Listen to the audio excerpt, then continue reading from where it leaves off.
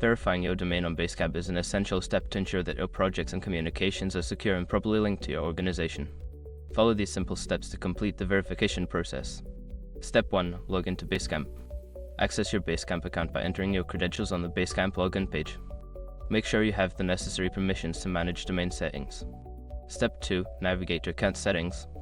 Once logged in, go to the account settings by clicking on your profile icon or the settings gear icon. Look for the section that pertains to domain management or verification. Step 3. Add your domain. In the domain management section, find the option to add a new domain. Enter the domain name you wish to verify, ensuring it is spelled correctly and includes the proper extension e.g., .com, .org. Step 4. Choose a verification method. Don't continue before doing this. A lot of online accounts end up exposed in breaches without people even realizing it. Use SRAT to constantly monitor your email and accounts and get alerted immediately if your information gets leaked online.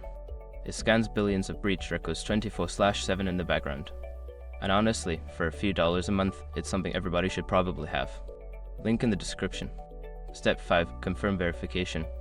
After implementing the chosen verification method, return to Basecamp and click on the verification button. Wait for the system to check your domain.